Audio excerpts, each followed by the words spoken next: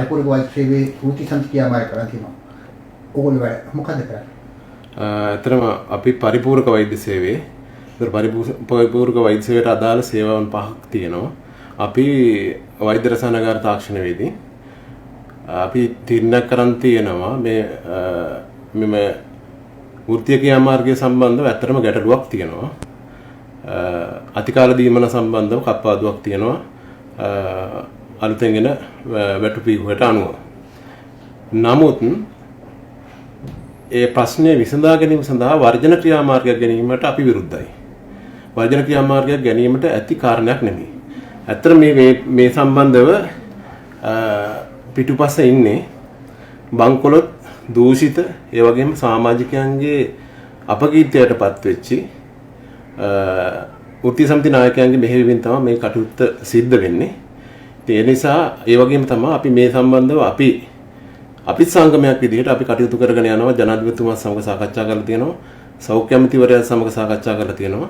ඒ සියලු සාකච්ඡාවලදී මේ කප්පාදුව කිරීම සිදුවන්නේ නැහැ කියන එක අපිට පැහැදිලි කරලා තියෙනවා. නමුත් අපි මේක අතාරින්නේ නැහැ. මේකේ නැවත අපි නැවත මේ தত্ত্বය හදාගන්නේ කොහොමද කියන එක ගැන අපි සාකච්ඡාව දිගින් දිගට තියෙනවා. ඒතර අපි සාකච්ඡා කිරීම අපි තෝරගෙන තියෙනවා. හැබැයි මේ කාරණා වර්ගය රෝගීන් අපහසුතාවයට පත් කිරීම ඒ වගේම ඒකෙන් රාජ්‍යයට ඇතිවන පාඩුව කියන එක අතිවිශාලයි. ඒ අවුරුදු කාලේ සෑම වීවා ග්‍රෑම් 400 පැකටුවක් සමගම රුපියල් 150ක වාසියක්. ඉතින් ඒ සම්බන්ධව අපි කටයුතු කරන විදිහ තමයි මේ. නමුත් අපි වර්ජන ක්‍රියාමාර්ගය තෝරගන්නේ නැහැ. ඔව් මේ රෝල් දිවයින පුරා සමහර රෝගවල අක්‍රියයි. ඔව්. ඔව්. එතකොට ඔබේ රෝහලේ වැඩ කරනවා. ඔව්. රෝගීන්ට වෙන අපහසුතාවය මොකක්ද? රෝගීන්ට තියෙන අපහසුතාවය ඉතාම විශාලයි. ඒගොල්ලෝ සමහරලා වෙලාවට ඒගොල්ලෝ වෙලාවක් වෙන් කරලා තියෙනවා ඒගොල්ලන්ට. ඒ වෙලාව එන්නේ සමහරට මාස 2-3කට සැරයක්. ඉතින් ඒ වෙලාව ඒ නිසා ඒගොල්ලෝ රස්තියාදු වෙනවා. ඒගොල්ලන්ගේ මුදල් වැය වෙනවා.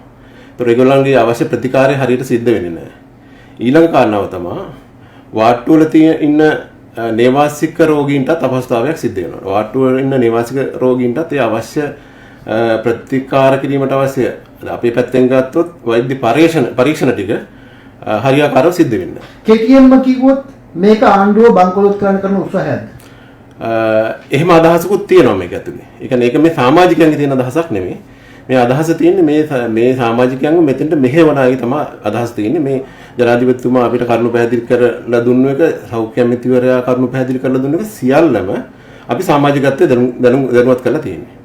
නමුත් ඒකට වඩා ඉහළින් උලුප්පා දක්වමින් තියෙනවා. මේක බල මිත්‍යා මත හදලා තියෙනවා මේ වැටුපිහුවේ හැදීම සම්බන්ධව.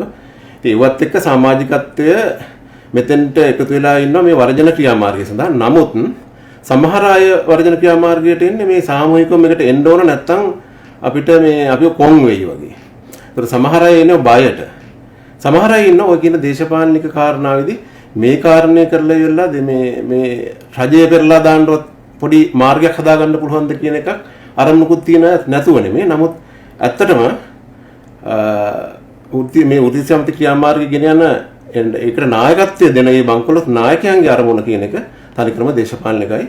ඒ මේ රජය පෙරලා දැමීමට පොටක් පාදා ගැනීම තමයි ඒගොල්ලන්ගේ අරමුණ වෙලා තියෙන්නේ. අයියලා වාරෙන්කෝ අක්කලා වාරෙන්කෝ ඉඩම විකුණ ගන්න තාම බැරි වුණාද? දැන් මැවිත් දසත මාකට් එකට ඇඩ් එකක් දාපල්ලකෝ. දසත පුවත් SMS සේවාව අදම සක්‍රිය කරගන්න. ඩයලොග් දුරකථනයේ සිංග්ලිෂ් නිවුස් සඳහා REG හිස්තැනක් දසත ලෙස ටයිප් කර 87 980ට එවන්න. ඉංග්‍රීසි බසින් පුවත් සේවය ලබා ගැනීමට REG හිස්තැනක් දසත ලෙස ටයිප් කර 87 978ට එවන්න. මොබිටෙල් දුරකථනයෙන් REG හිස්තැනක් D නිවුස් ලෙස ටයිප් කර 77 100ට එවන්න.